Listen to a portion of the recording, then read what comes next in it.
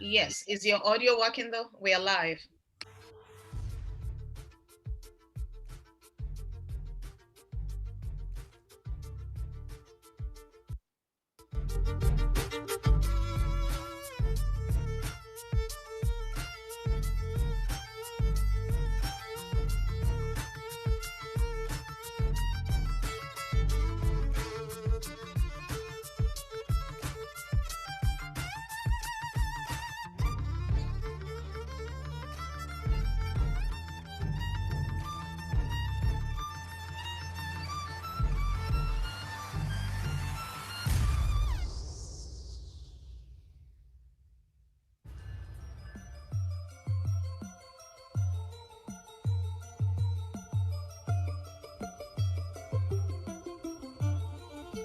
Greetings! Welcome to the 2021 African Heritage Emerging Student Leaders Institute. We are so happy that all of our leaders are here. This institute is all about Black excellence. Thank you all for joining us today. Thank you to our major partners, St. Norbert College, Appleton Area School District, Green Bay Area School District, all in Wisconsin. We also would like to thank Engage to Impact and Adina. Thank you, thank you, thank you.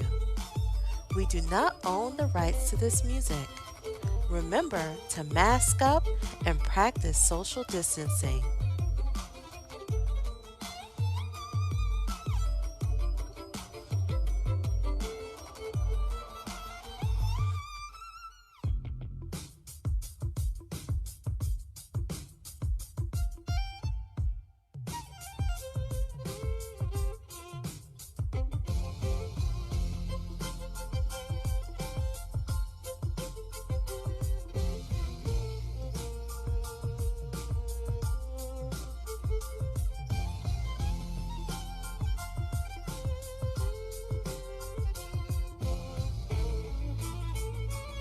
Greetings! Welcome to the 2021 African Heritage Emerging Student Leaders Institute. We are so happy that all of our leaders are here. This institute is all about Black excellence. Thank you all for joining us today. Thank you to our major partners, St. Norbert College, Appleton Area School District, Green Bay Area School District, all in Wisconsin. We also would like to thank Engage to Impact and Adina. Thank you, thank you, thank you. We do not own the rights to this music. Remember to mask up and practice social distancing.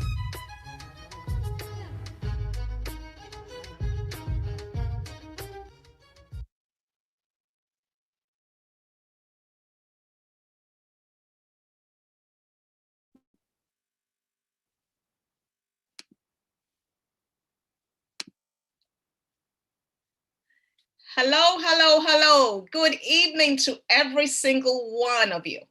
And thank you so much. I am Dr. Delano. I am representing African Heritage Incorporated tonight. And I just want to say thank you to each and every one of you for attending this program today.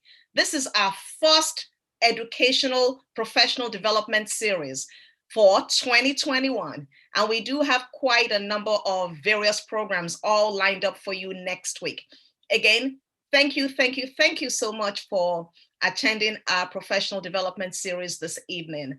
On behalf of African Heritage Incorporated and its volunteers and board of directors, we say thank you to you. But we also want to say thank you. We want to say thank you to the guest speaker for tonight, Brandon Griot Brown.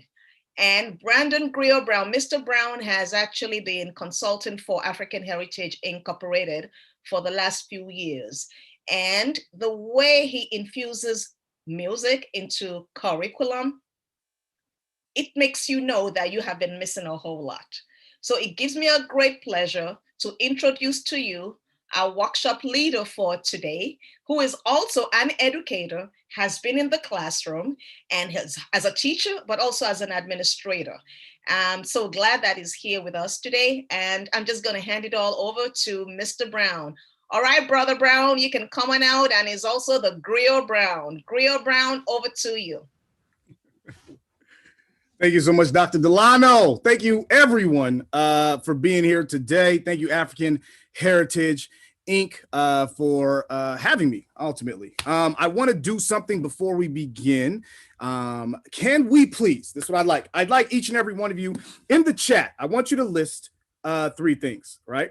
I would like you to list your name, what is your current role, and then a favorite Black history lesson you learned in the school. If you just separate it by dashes like I just did right there, it all come into one text. But when I say in school, I don't mean what you learned in college, right? I don't mean what you learned, from your mama, your gam. I don't mean what you learned, because you follow Sean King on Instagram and you woke, right? No, I mean specifically what you learned in your K-12 educational experience, your name, what role you serve, and your favorite Black history lesson you learned in school. Let's enter that in the chat.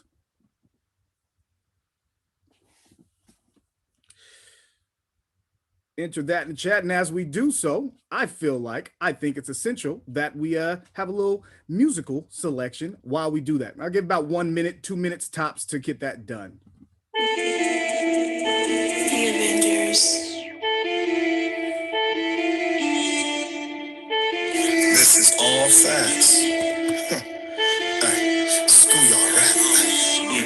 Who built the Sphinx in the sand? Us. Who made the pyramid stand? Us. Who made mathematic equation with fractions and angles before any man? Us. Who at the first university? Us. Studied diseases and surgery? Us. Us. We. You. Me. B-L-A-C-K. I said what I said. I'm looking at the question answer. It says the chat is disabled. So can we enable that chat? And moreover, if that can't happen, then we can just use the question and answer in X segment to do that. Let's see.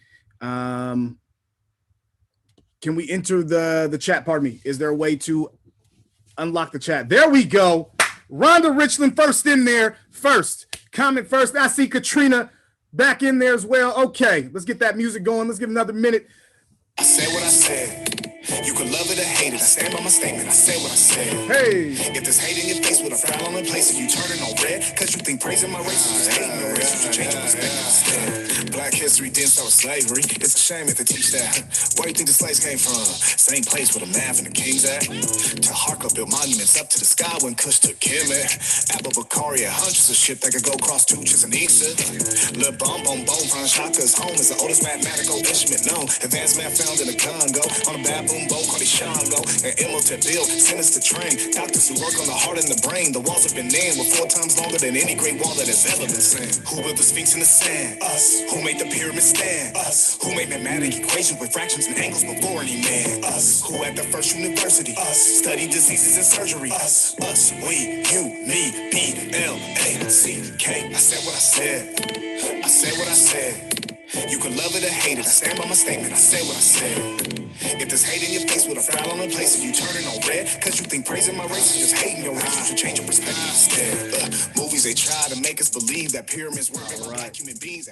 So I appreciate our patience as educators and African Heritage Inc. staff for troubleshooting on the fly. And if we see for a moment, you will see, I'm gonna because I don't think everybody can see the chat. What I'm going to do is just put this on here. Now we can all see what the chat is being said. And let me just scroll down there as we see. We got Rosa Parks, Underground Railroad, Ruby Bridges, Martin Luther King, Rosa Parks, Little Rock 9, Dr. King, Rosa Parks, Martin Luther King, Rosa Parks. I didn't learn anything, nothing meaningful, right? Do we see a trend? Right? We see a trend here. Harriet Tubman. I want you to recognize something for a moment. In school, they teach us half-truths or nothing about or pass it on. We never learn we ruled the court. See, all we learn is basketball, but we were kings, queens, merchants, innovators making things, doctors, lawyers, warriors, every ist. We made every E, astrology, geology, philosophy. We taught the Greeks, but see, all we ever teach our kids are slavery and Dr. King, right? What you just input in the chat and in this exercise is a sad and really depressing kind of truth of our American educational system when it comes to teaching about Black history. There's two narratives: slavery and segregation. And what you just experience as adults is the same thing our students experience daily. And my teachers in here, I want you to think about what you learned too, right?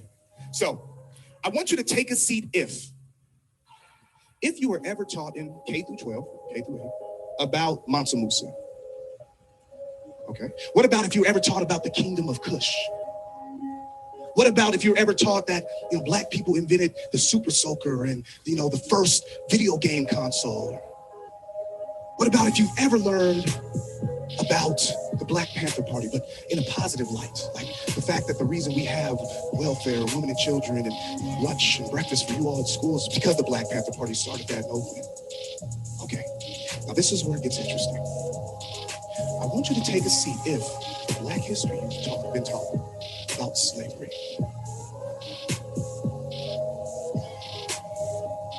That is why I do this. That was at a community college in Jamestown, California. And those were some high school and middle school students who they brought in for the show that we presented out there. I've done that every single show I've been performing at the past 2 years in over 19 states, over 150 colleges, schools, elementary, all the way through, corporations. And the result is pretty much exactly the same. When prompted on many different gamuts of Black history, right? They did not sit down. But when slavery was mentioned, you see the entire community sit down. If I say, hey, stand up again, civil rights, everyone sits down. And those narratives, really, it's a lack of information, right? And I believe a lack of information is what troubles this country. It's what troubles people in general. No matter what race or ethnicity, we need to know about the truth of history. Because for those people who aren't of color, it's important to know these things because they need to celebrate themselves. They need to have an appreciation of the accomplishments of their predecessors. It gives them more sense of pride and a willingness to grow and to achieve that because it's more than the narrative of entertainers, athletes. For people who aren't of color, it's important to know because it starts to break down the ignorance that is in their minds. And when I say ignorance, I don't mean a negative thing. I mean simply the base reason of ignorance, not knowing. We don't know. Many white Americans don't know. Many white Americans have been told this narrative, right? Or a lack of a narrative in schools. And therefore, because they don't have the truth, we have issues as you see on the screen, right? I believe that racism exists in this country, point blank, period. That's an irrefutable fact. My personal belief is that ignorance, right? Ignorance is the seed that grows into racism. And I believe that many people just simply don't know, and we have to educate them. And you look at those two lessons, right? Slavery and Dr. King. Let's just look at them. Slavery, we were beat, we were kicked, we were abused, right? We were treated wrong. We weren't human. There were some great white people like the abolitionists who helped out and tried to save us. There were some Black heroes like Harriet Tubman and they helped free the slaves like Sojourner Truth, right? But then eventually we were given freedom by Abraham Lincoln, a white man. We look over here with civil rights. Black people were beat. They were kicked. They were abused. They weren't treated human. They didn't have equal rights. There were some great white people like the Freedom Riders who came in and said, we're going to help this out because this is wrong. Right? There were some great Black heroes like Martin Luther King and Rosa Parks who helped out and really tried to fight for us. And then we were given rights by Lyndon B. Johnson. If you look at a T chart, it says we were hit or we were taken, we were kicked or we were traded, we were raped or enslaved, or we're good for entertainment. But our history is more than just that. None of these lessons that, if we really teach of slavery and segregation, are truly uplifting. It teaches that Black people persevere, but our DNA, our bloodline is more than just diverse or adversity and overcoming that. The fabric of us in this country is essential. And to wipe that away strips Black people and white people and every other race from the truth. And the truth is, Black history is American history. Black History Month started with this man right here, a member of Omega Psi Phi Fraternity Incorporated, the greatest fraternity in the history of the world. I'm just saying, if you don't know that, that's your fault. No. This man's name is Carter G. Woodson, Dr. Carter G. Woodson. He started Negro Achievement Week and in 1926. And it was chosen by February because that was the time of the birthdays of two influential people in Black history to African Americans in general at that time, Frederick Douglass and Abraham Lincoln.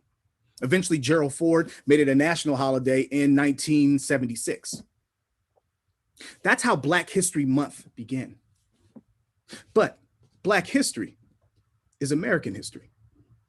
African Americans have been in this country since the beginning. African Americans have achieved great things. And if we're only teaching slavery and segregation, we're omitting a huge aspect of the culture of African Americans being created in this country, overcoming, yes, but contributing far more than just oppression. These cultures of African American, and I have to pause here for just a second to note that Black is a culture. African American is a culture. I want to say white isn't a culture. German, Scottish, etc. Those are cultures with rich history. American can be seen as a culture, but African American, the reason why there's a Black culture is because these Africans who came over here, they came from different villages, different tribes, different kingdoms, different empires. They were all different. They spoke different languages. There's over 2,000 languages spoken in Africa alone, right? Different ethnic groups. Though they look the same, their DNA can be seen. Scientists have researched that the DNA from one person from West Africa to another person from a different tribe in West Africa is as different from the DNA from somebody in England and somebody in China. Their DNA, their cultures were different, and yet they came to this country. They were enslaved and taken here, and they had to forge a new language, a new culture. And that's why Black is different, because my ancestors, the ancestors of your students, they had to begin something fresh and new while maintaining to some old things. See, Black history is important to teach because there's pride in that. And Black history is American history. Because just as we teach US history because we're American every day, we are Black every single day, which is why 1 month ain't enough. Imagine this. You can only show your love on Valentine's Day. That's it. Grammy Day was the only day you could listen to music. The third Monday in February is only a day you can learn about presidents, and that's it. That's it. Imagine if that was it. You just get 1 day to celebrate all these things, but no, 1 month isn't enough. And so the purpose of today is ultimately to provide you all resources, to hopefully give you an understanding of the necessity of it, which I'm sure you all kind of have because you're here, but to say it's more than just, oh, we should do this, but rather why you should do it. We are educators striving to teach, trying to give our students a better life. All the different school districts I've been to, teachers pretty much say the same thing when I ask, what is your why? Your why ultimately boils down to this. You want to give students a better life. You want to inspire students to do well. So we have to work differently for different students. That's that theme of equity. We have to teach our students about Black history because we have to provide a counter narrative. There's been one narrative. The narrative of slavery and segregation is the only narrative. The only other narrative of that is entertainers and athletes. We have to provide all students of every race, color, and creed and religion a counter narrative. And that takes purposeful planning and execution. It takes equity.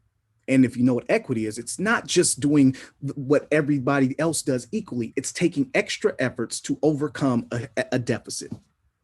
So what is that? It's culturally responsive teaching. Culturally responsive teaching is a pedagogy that recognizes the importance of including students' cultural references in all aspects of learning. Yes, we have Black History Month, but culturally responsive teachers, they teach Black history throughout it. How? Well, I think, what kind of person would I be? What kind of workshop would this be if I'm just talking to you without giving some concrete steps? I want to give us some steps right now. Jot them down, take a note. These are some steps I'd like us to take. Firstly, in English, provide students with different texts written by African Americans. Place images of book titles and Black authors on the whiteboard. Simple task. That way, that visual of representation, because representation matters. We all saw that poet on Inauguration Day, Amanda. Oh my gosh, everybody want to be Amanda now. She's amazing. Little black girl saw her, was like, I love that. I want to be that. Representation matters.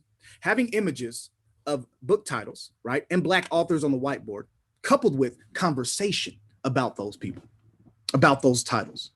Conversation doesn't have to take long. You can do a 10-minute quick conversation in class.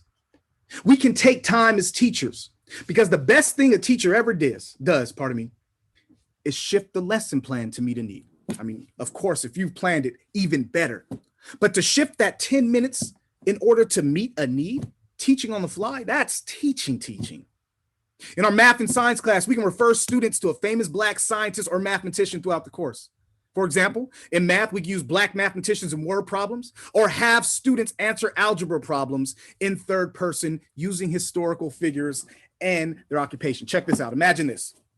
Algebra problem is kids have it, right? Math problem, whatever it is. On the whiteboard for the week, we have Gladys West. You know, Gladys West, the famous mathematician, well, not famous as she should, but she is the precursor to the reason we have GPS in our phones, which every student uses. But have an image of Gladys West. Student is doing a math problem. 3 + 3 is 6. What's the answer, Katie? It's 6. What's the answer? What would Gladys West say? Oh, Gladys West, inventor of the GPS machine, would say to come up with this answer is 6. And right there, just in that simple way of having a figure that students talk about and then incorporating that figure in a simple way in class with the problem, what you have now is a conversation embedded and a thought embedded in our student's mind. Now that student knows Gladys West, inventor of the GPS, and she sees a black person, a black woman. In social studies, we can incorporate primary and secondary documents by or about African American into students' reading lists. I say for every part of history, we can highlight a black person. I'm a history guy, as you know, Griot B. I spit about rap. I'm a black praising facts saying track slaying teacher. I talk so much as a kid. Margie called me preacher. I walk into a class, tell the staff, nice to meet you, drink your kombucha. I'll show you how to reach them. I'm a griot, right? A leader for the people, a hero. Saving classes from teachers who lack and should be illegal because tactics are illegal. Lessons are backwards, deceitful. Kings and queens should leave their classes feeling actually regal. And just imagine this. We talk about we talk about American Revolution and we bring up Prince Estabrooks. We bring up Crispus Attucks because Prince Estabrooks, just as John Davis was at that first battle of Lexington, so was Prince Estabrooks. He was a black man. We talk about, if we're talking about the railroads moving west, we bring up the folktale of John Henry because that's an amazing story. It's something that we can get students engaged and excited with. We talk about the 54th Massachusetts Infantry when we talk about the Civil War. We talk about Cathay Williams when we talk about westward expansion, because that was a woman, not, Mulan, and Mulan was a great story, but that's a kind of a myth. But Cathay Williams is real. Cathay Williams, pardon me, that should be C-A-T-H-A-Y. Cathay Williams, she was a woman who dressed up as a man and fought in the Buffalo Soldier Regiment. That's a great story, right? And now we're talking about westward expansion. Buffalo Soldiers are a part of that. We talk about civil politicians and politics. We talk about Robert Smalls. What I'm saying is, if we as teachers take time to make an effort, a purposeful plan, and then an execution to bring up Black images and faces and names in our conversations with students, we can begin to shift the narrative of just slavery, segregation, entertainers, or athletes. Here's some of my recommendations. Daily inspirational quotes, optional. You definitely do that. For every 5 pieces of text used, replace 1 text about a Black person. They can still be aligned. There's a bunch of resources, which I'm going to provide a bunch of those for you that I've gathered over my time, and also with assistance from the Carter Center in Missouri, which I believe he's going to be one of the keynote speakers coming up at this African Heritage Inc.'s great forum that they're putting on. We can play inspirational Black artists as an intro to your class during student independent work. I'm going to throw this out there for you. You may not know it. There's this guy. His name is Griot B. He's pretty awesome. He raps about Black history. No cussing, all clean. Check him out. Free on Spotify, Apple Music. Play that. Play some Ella Fitzgerald, some length. Play those artists just for the time it's independent work time. Then potentially have a conversation. Or maybe this playlist is brought to you by, boom, Ella Fitzgerald, famous Black jazz musician. Virtual field trip. This one is my favorite. Pardon me. Before that, I like to say for those teachers who are very worried about test time, because as an administrator, I know, hey, teachers, we got to make sure we have so much to teach already. I got to do this. We got to get them ready for this, the test, this, that, and the other. I get that. How about Black Fact Friday? Black Fact Friday. Every Friday throughout the year, right? 32 to 40 days in the school year. Every Friday, something about Black people. Make it purposeful. If you have a heavy population of Latinx students, Latinas lesson lunes. Latino lesson lunes. Every Monday, you have something about a Latino. And that way, it's not taking too much time. It's 10, 15 minutes of your time of the class. But if you plan it and prep it right now, that conversation can happen every single week throughout the year.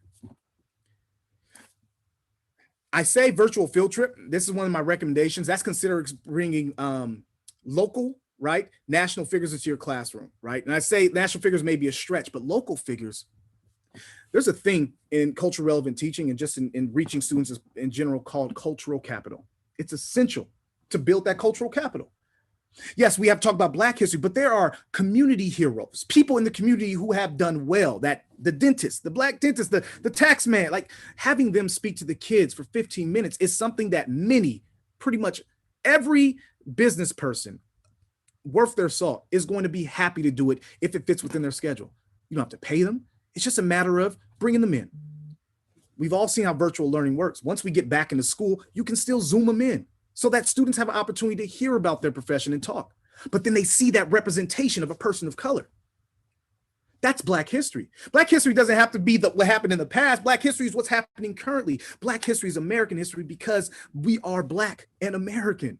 So these individuals who are achieving things, it's still important for students to see, to inspire. If we're doing Zoom or virtual learning as we are right now, how about this? Have our students change their profile picture to a famous Black figure. Maybe you have one for the week and that's what students have for the week.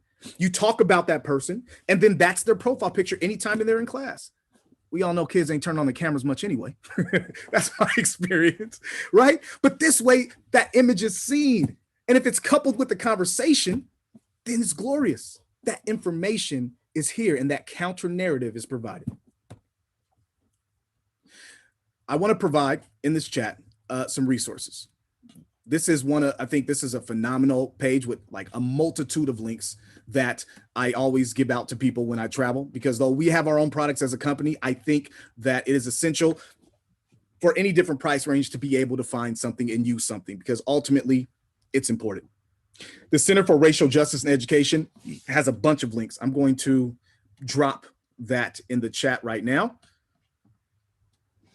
I'm gonna drop that in the chat for you right now so that you have it. Give me a second. But the Center of Racial Justice, they have a bunch of links for resources for Black history. I'm going to, boom. There you go. That's one, right? Please feel free to explore that after this conversation, after this workshop, because you'll find plenty of things in that. What you'll find are the history behind Black History Month, right? Do's and don'ts of teaching Black history. Zaretta Hammond has something, and Zaretta Hammond, if you all don't know, is kind of like the leader in this ideology of cultural responsive teaching. A phenomenal book. If you ever have a chance to read Culturally Responsive Teaching in the Brain, she does a phenomenal job in that. But she has 5 things not to do during Black History Month, right? What can we do in our classroom? Lesson plan and curriculum resources. There's plenty right there. 50 resources for Black History Month. Yes, 50. There's technically 28 days. So theoretically, you can stretch it out to 1 a week for the entire year. How about 2 a week? What I'm saying is, if you make effort to do it consistently and not just in a month, you show our students who are Black every single day, who see Black people every single day, that their history is more than just this one isolated part. In fact, just as we teach American history, we should be incorporating those things year round. Another resource I'm going to drop in the chat in just a moment. Is this website right here, Black 365. They have phenomenal resources, a whole calendar, and this calendar is every single day. They have a Black fact about Black history. They highlight a specific person. They also have flashcards. I've seen many a district use this information. Lastly, I'm gonna drop all that right now in the chat. See, boom, copy, because I know things. I know how to copy and paste. Bam. Yep. So that's going to be good as well. Give me a little trouble. I'm gonna figure that out and give it to you. I got you. Bam. This is Slay It Proud. This is this young lady right here. She puts a bunch of videos on Facebook that actually celebrate Black history. So she's teaching about it. Now, I say young lady because I think it's important also to see the visual representation of women, Black women. That's one example that I just put in. I want you to all to take a look at that after this chat, or, open it up, but use it after the discussion, right? And that's Black 365 as a website and a resource. Challenges aren't that expensive, and they're beneficial, right? So those are some definite resources that I want you all to leave with. I feel like we've talked a little bit about why it's important. I hope I've honed that and hammered that point in. The next thing I think is essential as a business, as a company who has done this work, is to kind of talk a little bit about what we are doing for Black history when we saw the need for talking and teaching about this all the time.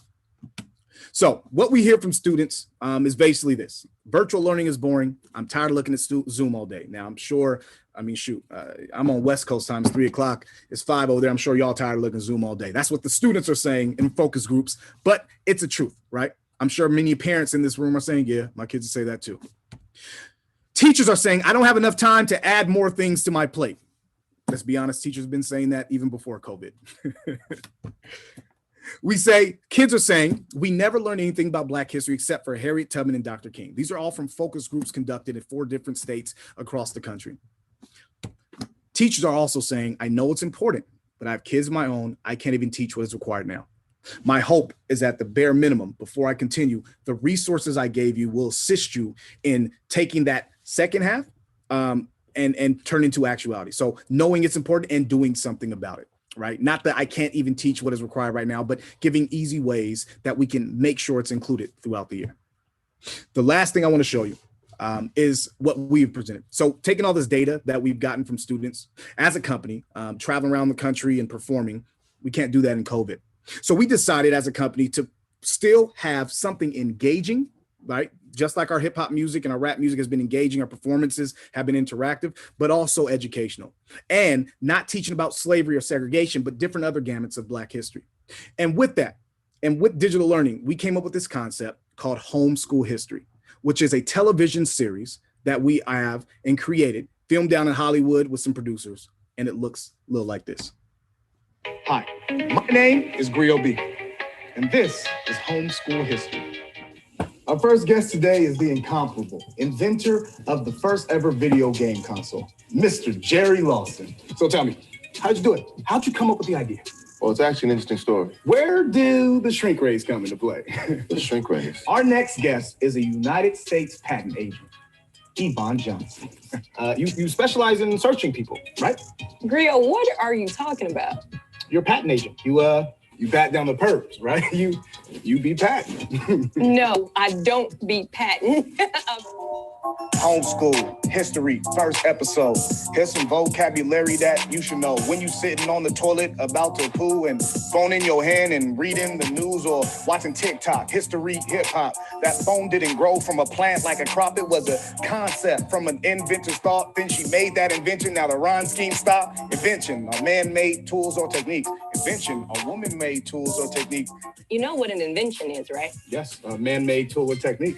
Or a woman-made tool or technique. Absolutely. Hashtag girl power. Come on. Hashtag Black Girls Code. Yes. Hashtag Who Runs the World? Girls. By Beyonce knows Carter. Okay. Homeschool history. You'll learn it if you listen. Homeschool history. We make learning interesting. Schoolyard rap. Yes. Do you want to know how the characters get into the video game? Yeah. Shrink race, Jerry. Shrink race. Griot. Yeah. Software. Bruh. Homeschool history. That hair, that's all me. I just want y'all to know I cut it off just for this. But every episode we have 3 interviews with historical figures. The goal is for these historical figures to show the representation of Black people throughout history, but also to talk about actual concepts that students can apply today. For instance, in the first episode, we talked about software. What is software? What is hardware? What is coding? What is a patent? How to get a patent and blueprint? These things are applicable today. We have skits, of course, that bring humor. We have musical performance, because what is homeschool history from Schoolyard Rap without rap and musical performance? And then we have commercials, or also history highlights. Commercials look like this. This episode of Homeschool History is brought to you by the Super Soaker. Do you have an annoying sibling? Do they bother you while you're outside? Reading a book? Minding your own business? The Super Soaker is the answer for you.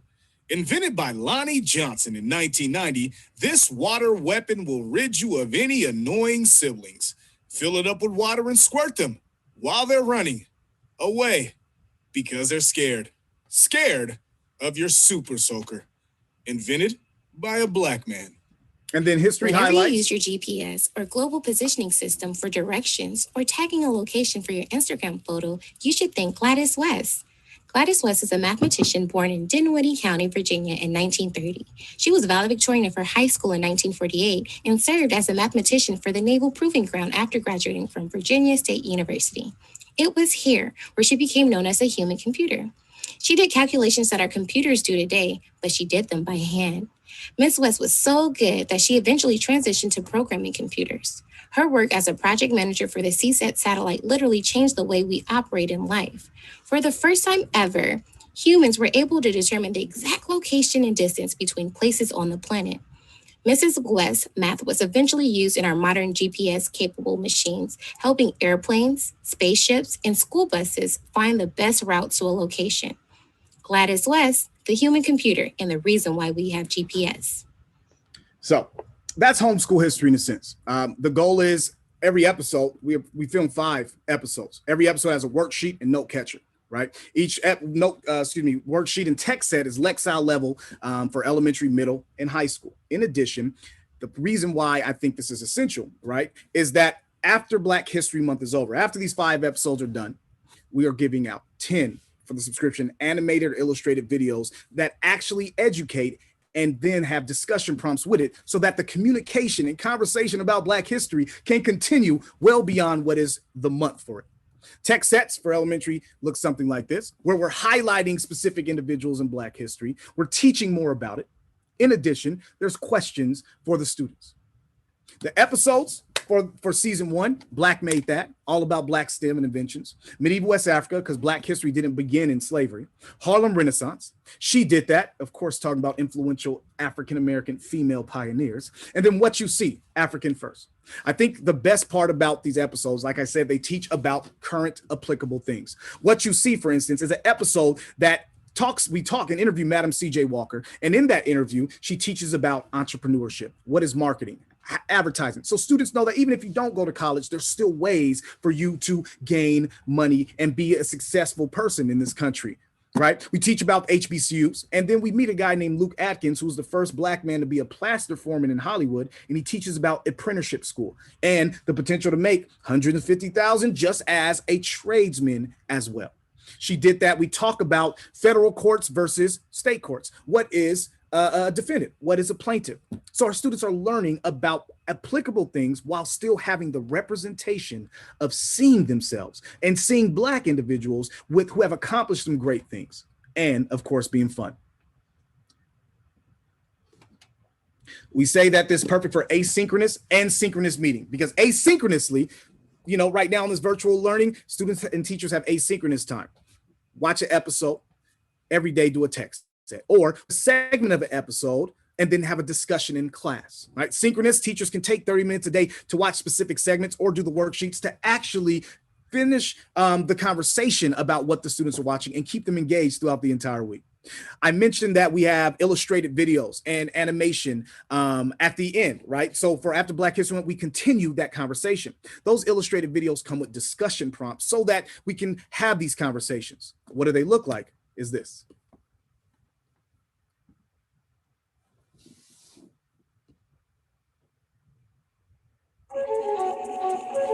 The Avengers.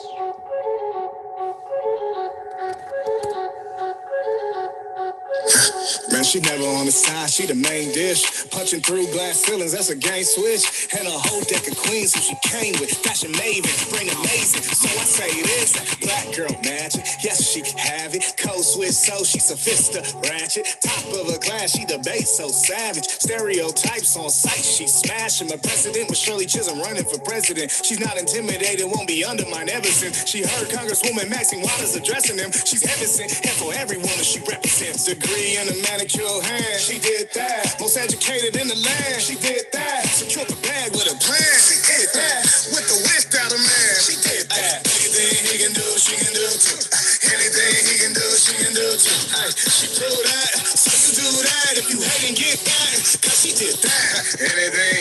she can do too. She the voice of reason like Nandi or Zulu. And she unbiased in decisions going in like Constance Baker Motley or Jane Bolin. And she gon' win. If you ask her dance all up on her, she'll say let's move like Michelle Obama. Put on a masterclass like Fatima Robinson, Kathy Dunham, Lula Washington, or Aisha Ash. And she walk her like Naomi, walk her like Tara. So those are illustrated videos, discussion prompts coming with it so that students and teachers can continue the discussion beyond just Black History Month. Somebody asked, will there be Black artists feature on homeschool history? We have a whole episode 3, which is about the Harlem Renaissance. And we talk not only with Ella Fitzgerald and Cab Calloway, but we teach about what is jazz and how does it correlate to rap music, keyword ad-libs and scatting. We talk a little bit about the correlation between jive in the 1920s and slang today, and how those are just opportunities for African Americans to code switch and what code switching was and the need for that, right? So every episode is educational. We are expanding out eventually to Latinx history. The following year, we want to have 5 more Black history episodes as well, right? So the goal is to continue the education going so that our students are engaged, and even when we get back in classroom, remains a viable resource for each and every person throughout the year. Ultimately, the goal is for Black history to not just be 1 month. And I know many schools are trying to focus hard this year, specifically with everything that's been going on in this country. So homeschool history is an opportunity truly for school sites, all right, to learn about Black history, make it fun, not controversial, but just fun. So students are engaged no matter if they're at elementary school or high school, and then continue that learning with the curriculum, supplemental curriculum that we provide. And we also have comic books for each song, which is really exciting as well. My hope is by the end of this, and I'm going to leave it for questions in just a moment, that you left with 3 things. You left with a realization and the understanding of the need to teach Black history throughout the year, right? That is really key. The first, the understanding the why. Secondly, the how. I wanted to provide you some resources beyond just what we offer at Schoolyard Rap, so that teachers, whether you have money or not, you can do exactly what you need to follow up on that why. When you know the why, you got to have the how. Right? We got to start with the why, and then the how is next. And I hope that by sharing all those resources, you start to have more of the how. The last thing I hope today is that I can present you our option as a company and what we're providing in order to continue having a Black history education throughout. Somebody asked about access to the slide presentation. I'm going to send that out to African Heritage Inc., and I will make sure that they disseminate it. What I am going to do in just a second, right here, is disseminate a couple of things. I want to firstly give you a form, a Google Drive. In this Google Drive, you're going to see a bunch of information about homeschool history. You'll see that trailer to share with your family, friends, your school sites, your administrators, etc., as well as a PDF listing all of the things and reasons why. So a little more detail on homeschool history and our other Black history offerings throughout the year. The second thing is a form. And this form is simply an interest form if you're interested to talk more. I want to say, I think that when we are striving to be an equity-minded school, right, or equity-minded district, it's not necessarily about the words, it's about the actions behind it. We currently have 47 schools, scratch that 63, because we just secured Palmdale School District in California, 63 schools that have said, hey, we want to do this. That includes 3 full school districts. It's about saying, we know this is what needs to happen. We know it's important. Let's do something about that. Whether that is purchasing our homeschool history subscription for your school site, or it is making it a plan of action, top down, or bringing everybody in to implement some of those recommendations and steps that I listed. Either way, my hope is that we do something, that we make sure that Black history is not just relegated to 1 month, because 1 month ain't enough, that we that we elevate the stories of African Americans so that we can provide a counter narrative for what has been taught in school. I truly appreciate each and every time. I am staying on for questions and answering. I hope I met my goals. Students will be able to.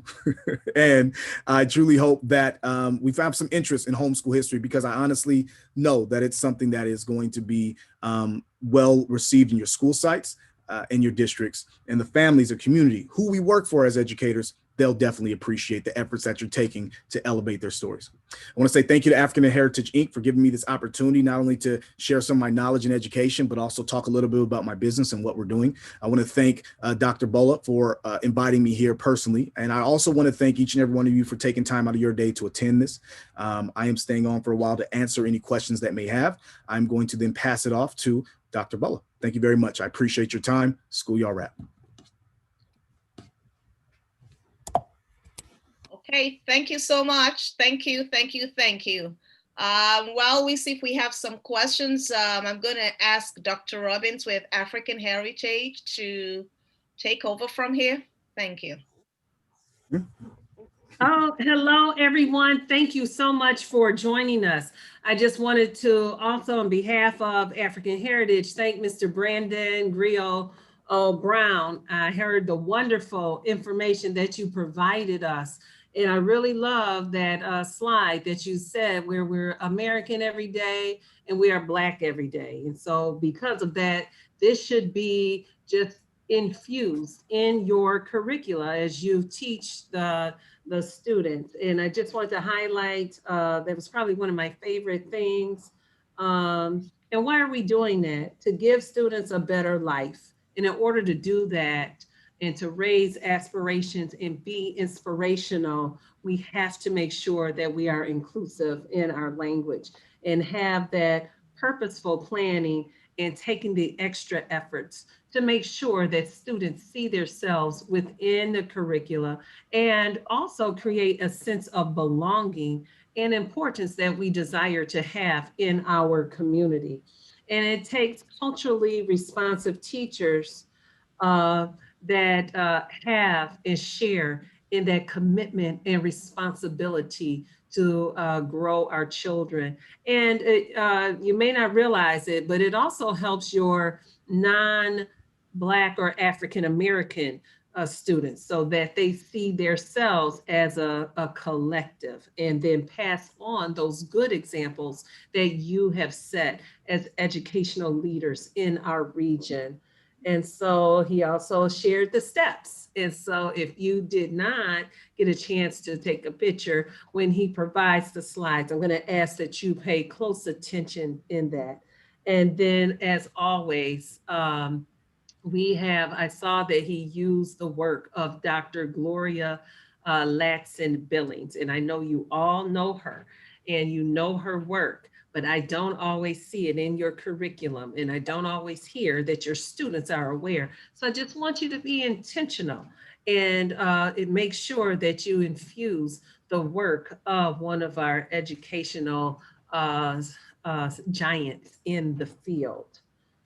And also, I have one more announcement to share with you. I just want to remind everyone that next week we have a line of events beginning for educators and Black high school age and college students. So if your students have not signed up, I ask that you join in our efforts so that we can get as many students there. You were kind enough to get your education, to get your training. Now we're asking you to put on your recruiting hats and your mother hats and dad hats and get the kids in this session so that they have the tools they need to be great citizens, educationally ready for college or the world of work. And they can't do that without you. So we're asking for your help.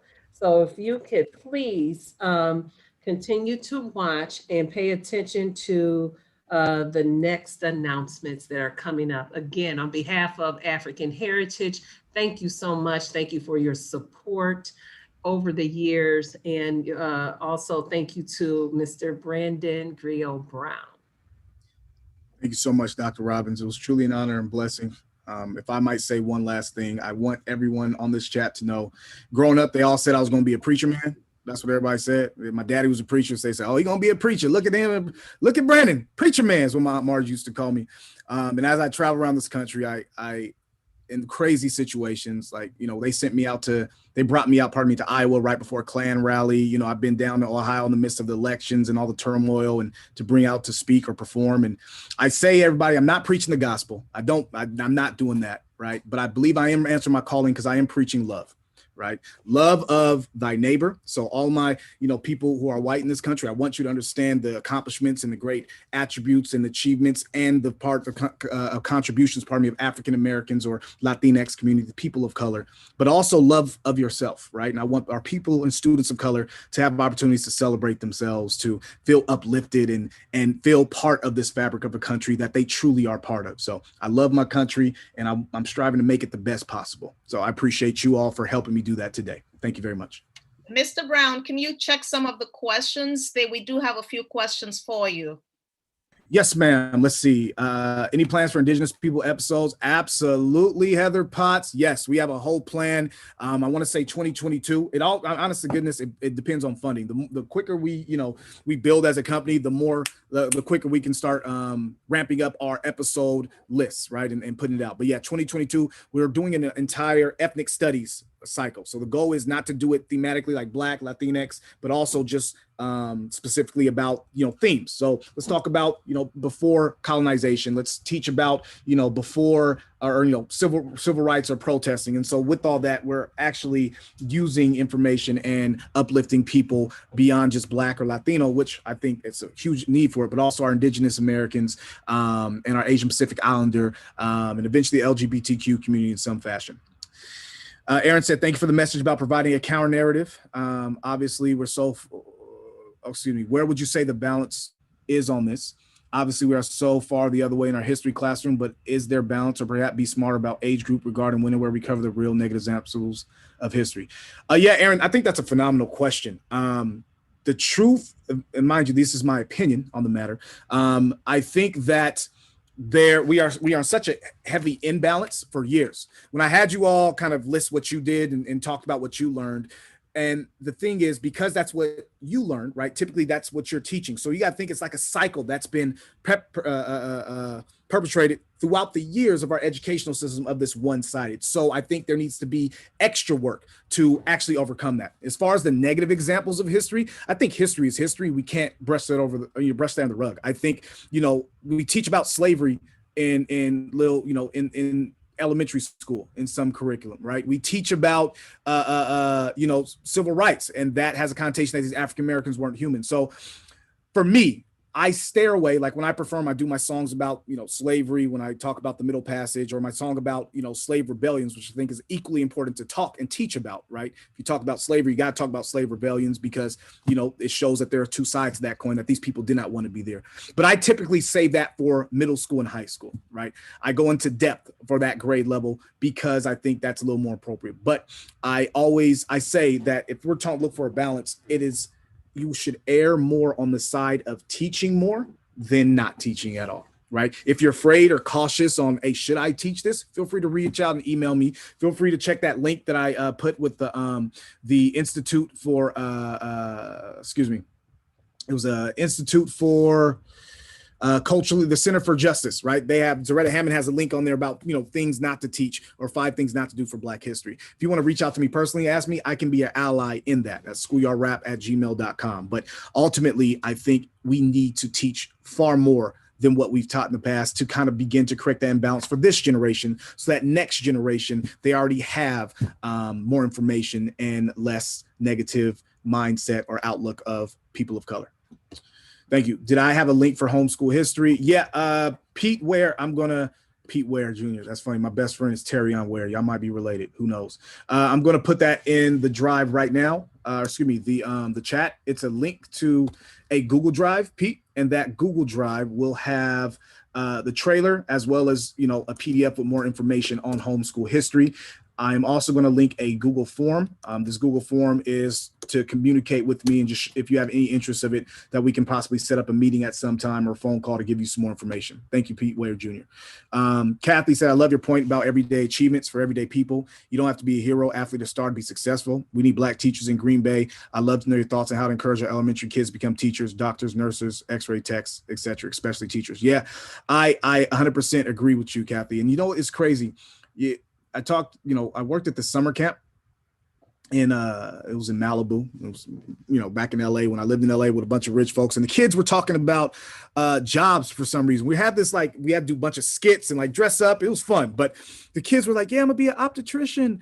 Oh yeah, I'm gonna be an investment banker, right? And these things, I didn't know about any of this initially, right? I didn't hear it at all, or know really these occupations. But these kids, and I'm talking about 6-year-old kids, they knew about these things. It's because the representation matters, and they've heard about these things before, right? So the short answer to the question is, I think that the first thing is we need more teachers. If we want to replicate a cycle of kids wanting to be teachers, they first have to see themselves as teachers, and that starts with recruitment with college students, as well as high school students, as far as occupational things. Let's start there. And then as these kids see more teachers, then they have opportunity to say, hey, I want to be that. But if they never seen a Black teacher themselves, they don't really think of that as an occupation sometimes. And that's just the reality of things about when it comes to representation. So I know there are many districts around the country that have given, are incentivizing, students, college students of color to become teachers. I know there is organizations like,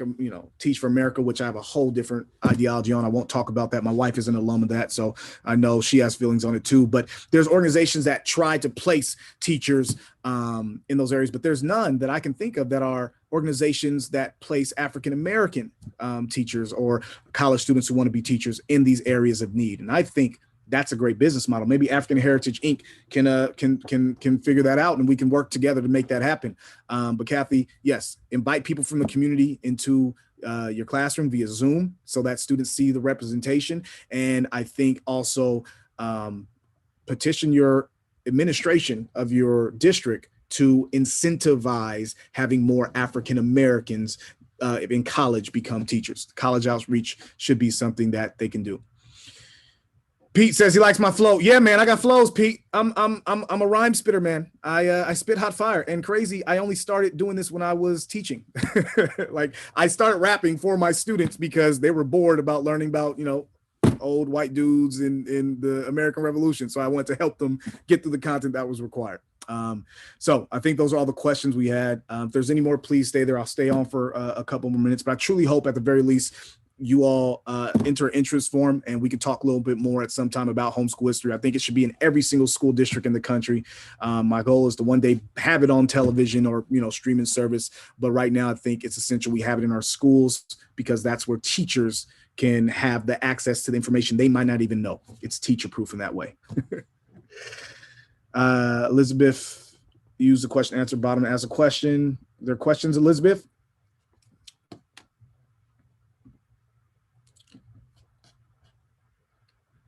Miss Truesdale, did you have a question? Truesdale, there's an E. Truesdale, I'm going with Truesdale. There we go. I teach 5th and 6th grade. I have Black students of color who are really concerned about the issues. Will there be opportunities for them? Can you real type again, what issues are you speaking? Are you talking about current social political issues that are happening in the country, Elizabeth?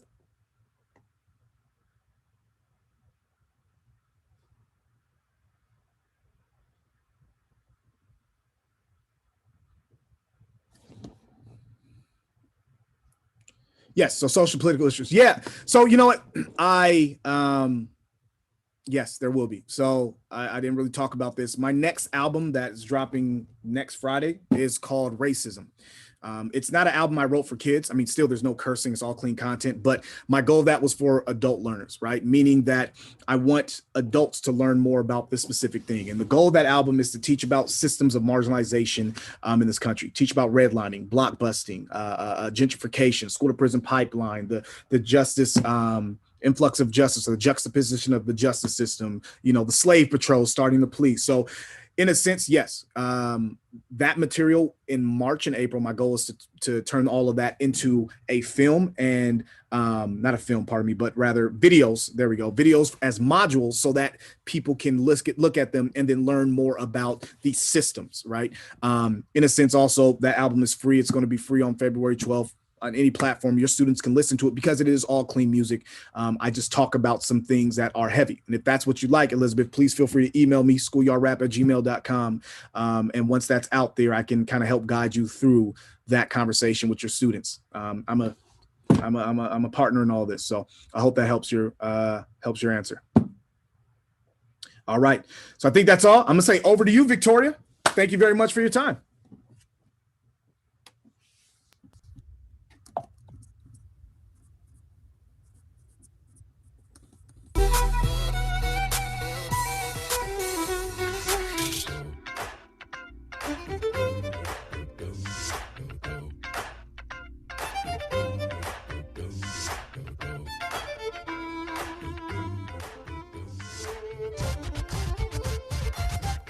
Thank you all for joining us today. Thank you to our major partners, St. Norbert College, Appleton Area School District, Green Bay Area School District, all in Wisconsin. We also would like to thank Engage to Impact and Adina. Thank you, thank you, thank you. We do not own the rights to this music. Remember to mask up and practice social distancing.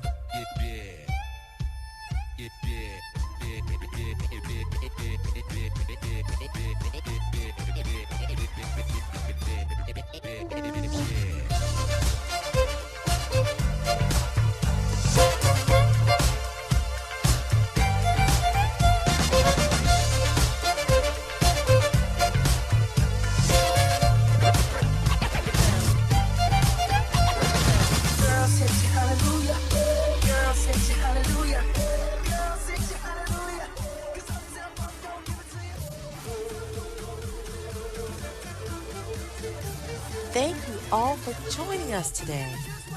Thank you to our major partners, St. Norbert College, Appleton Area School District, Green Bay Area School District, all in Wisconsin. We also would like to thank Engage to Impact and Adina. Thank you, thank you, thank you. We do not own the rights to this music. Remember to mask up and practice social distancing.